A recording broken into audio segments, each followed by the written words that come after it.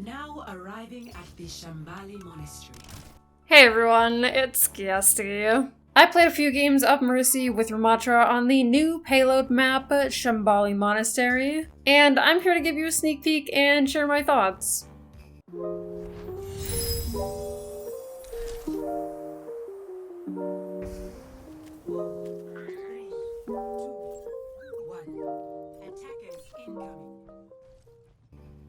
This was only my second time playing the new map, and a lot of people also hadn't played it, which is why we were so late to defense. And if I look a bit lost this game, that'll be why, since I'm still learning the map. We have an Echo, so I'm mainly going to be playing with them. The enemy team has Sombra, Tracer, which means our Ana is going to be pretty vulnerable. Speaking of, I can hear Sombra on our Ana now. I'm helping her a bit and then returning to Echo. There's a lot of roofs here that you can use for cover. This one on the right is particularly helpful.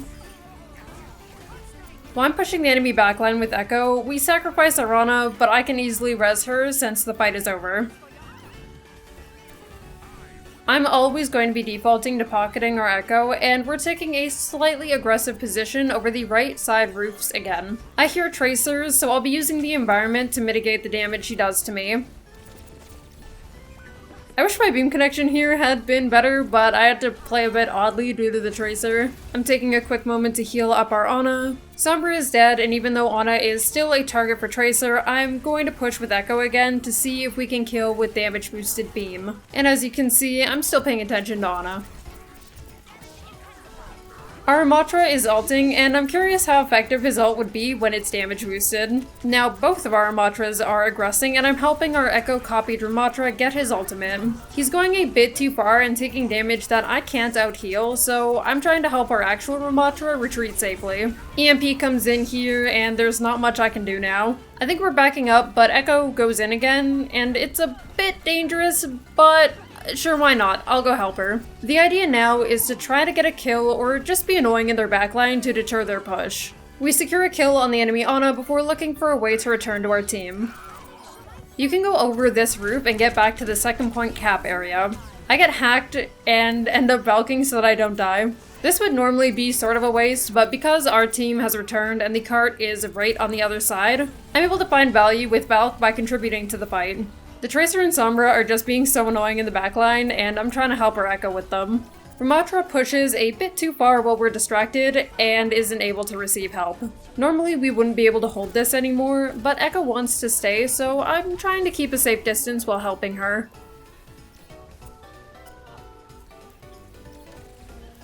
There's just so many flanks on this map, like the one Tracer just took. The enemy team is rounding the corner here onto second point. I end up in a bad position while I'm with Echo, and I'm literally about to backward Guardian Angel when the EMP hits me and I get messed up. I'm coming back from spawn now, and admittedly I get a bit lost because I still don't know the map very well. Ramattra's ultimate has such a high vertical range. I'm trying to get over to my remaining teammate, but I can't do it. His ult is just really oppressive. Something I noticed about the Shambali map is that there's a lot of high ground when you're defending since the attackers are going up a mountainside. Also, there's a lot of flanks, as mentioned before, that you can see their Tracer and Sombra taking, that me and Echo are trying to defend and sometimes also use ourselves. Our Echo wanted to try out combining copying Ramattra and using Mercy's Valkyrie to help sustain him more. Takes a lot of damage, and his ult takes a while to build, especially if you have to prioritize healing to keep him alive long enough to actually get the ult. According to our Echo, he wasn't really sure if it felt worth it.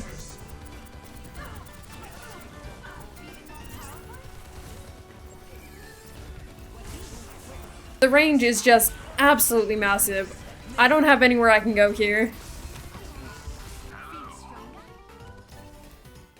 We're coming up on third point, and I'm assisting with the duel versus soldier. I lose line of sight on Echo a bit, but it's okay. We make it work. I notice our Ramattra is ulting. I'm putting damage boost on him to keep testing to see if it's worth damage boosting in general. I'm not quite sure where exactly to hold on this map still.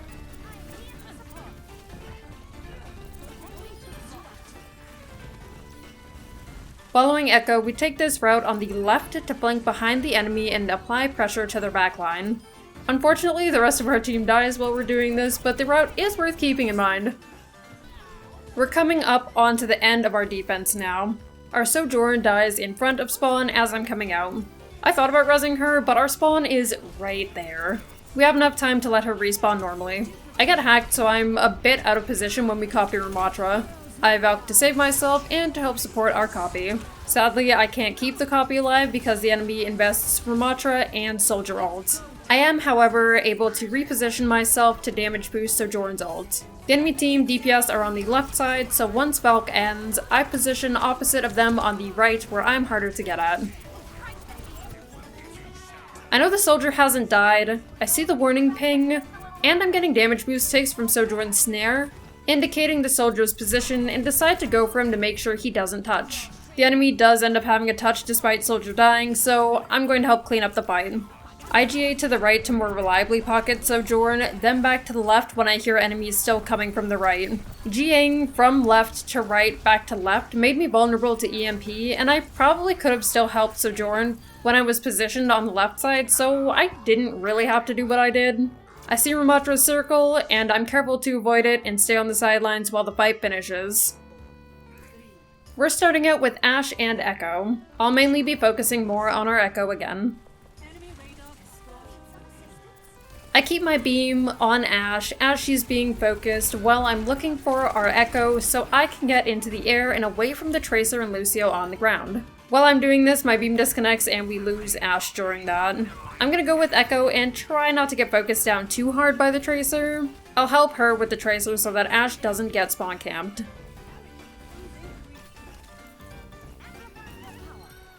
Now that that's done, we can start to go up. I'll be using this left building for cover and do small guardian angels around it while trying to stay in range of Echo. I'm going a bit too far sometimes and my beam disconnects, so I need to watch for that better.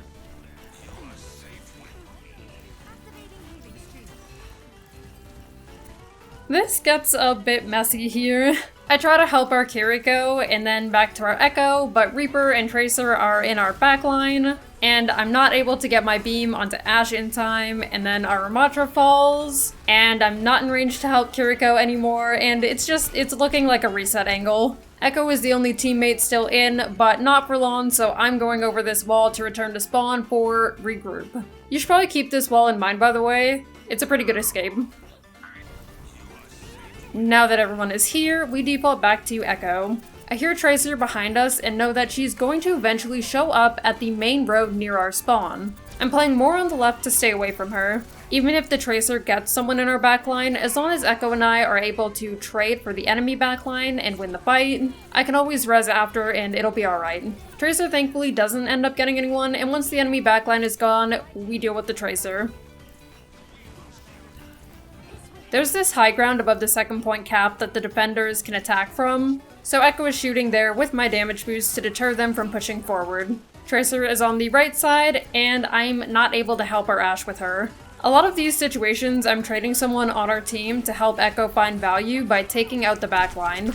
In this situation specifically, I think Ashe maybe would have died regardless, since the Tracer was determined and my backward Guardian Angel takes me too high up, so I can't actually get my beam on her. I accidentally split myself off without a sightline back to Echo because I thought we were backing up further and we weren't. The enemy DPS are still kind of in our backline, so I'm going to assist Echo with that and try to keep Ashe alive at the same time. Because of Ramattra's ult, I have to let Ashe die. I'm not able to help more than this.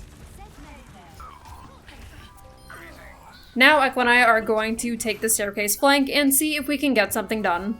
You can notice pretty much this entire game, I haven't really been caught by Ramattra's vortex. It's really underwhelming as Mercy, and hard for Ramattra to actually hit when you're mid-Guardian Angel. It's not as scary as we all thought it would be. It's also got like a decently long cooldown. We're getting into the fight to capture second point. I'm popping Valk as our Echo duplicates Ramattra, and the plan is to damage boost him to get the ult as quickly as possible while keeping the duplicate alive. We're down 1 after the pulse bomb, but we can turn this around. If he gets pulled out of the copy too early, we most likely won't be able to turn this fight around, and we won't get full value from the copied ultimate. Since the remaining enemies are focusing the Ramattra copy, and the Ramattra ult is zoning a bit, it allows me to go for the res on our tank at the last second. After the res goes through, we're back to damage boosting Echo to finish out the fight. You can see there was a Ramattra vortex on the ground and it kind of pulls me down slightly, but it doesn't really do much since I'm in it for such a short amount of time. I was hindered a little bit, but my guardian angel still goes through and I'm not brought fully to the ground. I'm not going to push the cart and instead I'm going to be going up with Echo to keep up our aggression. I'm giving our Ramattra a little bit of support love here and there as he needs it while our Kiriko is not able to right now. Our Kiriko calls that she has Rush if I res, so it's a little risky, but I go for it because our Ramattra ult is up right now, and I figure it might be safe enough. It wasn't actually a good idea though, as the enemy Ramattra ends up popping his ult as soon as I go for the res, and I'm not able to stop because I'm already committed. If he hadn't ulted, maybe I would have been able to get the res, but it just didn't work out that way. Coming into our next push attempt, I'm going to pocket Echo once more. No surprise there. I'm maneuvering around Ramattra's vortex, and because Visor is going on, I'm backing up around the corner to make sure I don't die to it. I start going forward again as we push, but Tracer pulse bombs, so I backward GA to avoid taking damage from it. Once that's over, I see we're copying Ramattra again, and I position myself to help with that to get the ult up. I drop into Rush so that I receive the benefits from it.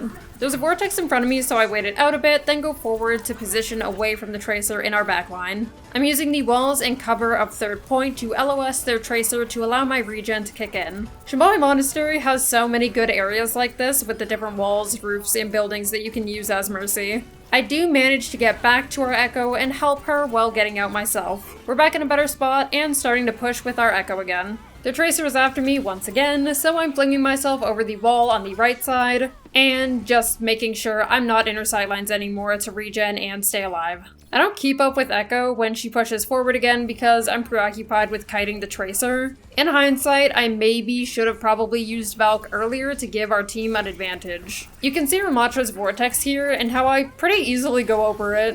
The vortex doesn't seem to have much verticality, so it's not that intimidating. I'm Valking now to try to keep the fight in our favor. Our Ramattra takes a pulse bomb, and the rest is a little dangerous, but yeah, why not? Let's go for it. I look so confused coming out of this res because my Echo isn't where I thought she was when I looked to GA to her, and I panic a little bit. As my Valk is ending, I position myself in a safer spot.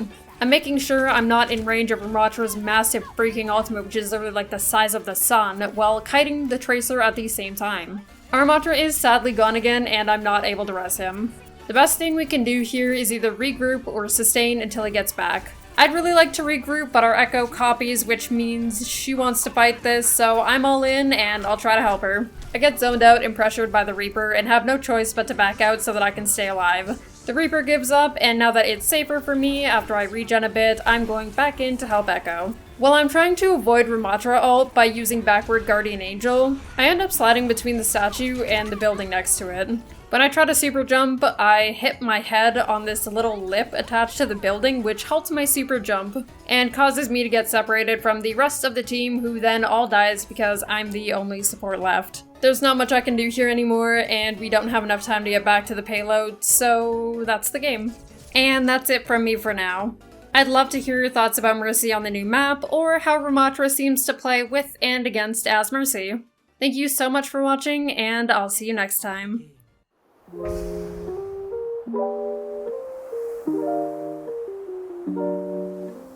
you.